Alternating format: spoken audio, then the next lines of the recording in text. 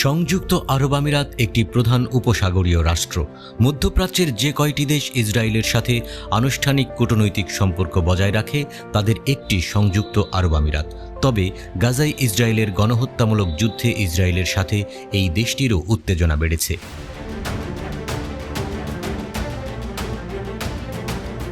4 বছর আগে ইসরায়েলের সাথে সম্পর্ক স্বাভাবিক করে সংযুক্ত আরব আমিরাত।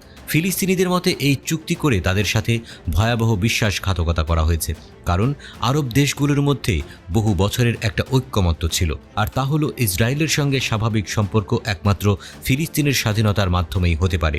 আরব আমিরাত তখন দাবি করেছিল ফিলিস্তিনকে রাষ্ট্র হিসেবে স্বীকৃতি দেওয়ার বিষয়টি চুক্তির অন্যতম প্রধান অনুষঙ্গ, এবং এই চুক্তির বিনিময়ে ইসরায়েলকে রাজি হতে হবে যে পশ্চিম তীরের এক বিরাট ফিলিস্তিনি এলাকা তারা নিজেদের সীমানাভুক্ত করবে না।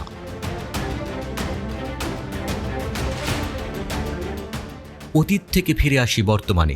ইসরায়েলের কথা আর কাজে যে কোনো মিল নেই তা হাড়ে হাড়ে টের পেয়েছে সংযুক্ত আরব আমিরাত। সাম্প্রতিক একটি সাক্ষাৎকারে নেতানিয়াহু উল্লেখ করেছেন যে সৌদি আরব এবং অন্যান্য দেশগুলির সাথে সংযুক্ত আরব আমিরাত যুদ্ধের পরে গাজার একটি বেসামরিক সরকারকে সহায়তা করতে পারে।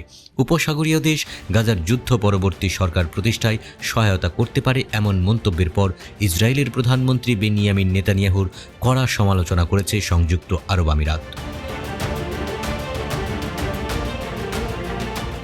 বেনিয়ামিন নেতানিয়াহু বলেছেন, আমাদের সম্ভবত গাজাবাসীদের দ্বারা এমন কিছু বেসামরিক প্রশাসন থাকতে হবে যারা আমাদের ধ্বংসের জন্য প্রতিশ্রুতিবদ্ধ নয়।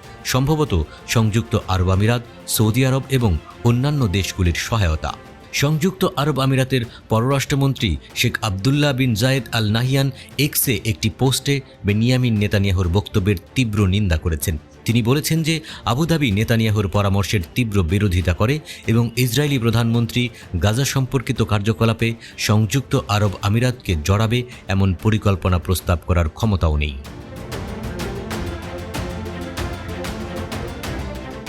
শেখ আবদুল্লাহ বিন জায়েদ আল নাহিয়ান বলেছেন, সংযুক্ত আরব আমিরাত জোর দিয়ে বিশ্বাস করে ইসরায়েলি প্রধানমন্ত্রীর এই পদক্ষেপ নেওয়ার কোনো আইনি ক্ষমতা নেই এবং সংযুক্ত আরব আমিরাত গাজা উপত্যকায় ইসরায়েলি উপস্থিতির কাভার হিসেবে কাজ করবে এমন কোনো পরিকল্পনায় আকৃষ্ট হতে অস্বীকার করছে।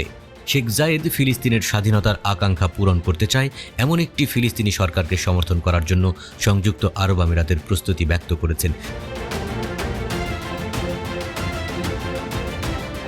তিনি ফিলিস্তিনি রাষ্ট্রের জন্য সংযুক্ত আরব আমিরাতের সমর্থন পুনর্ব্যক্ত করেছেন, যা পশ্চিম তীর এবং গাজায় সার্বভৌমত্বের কথা বলে।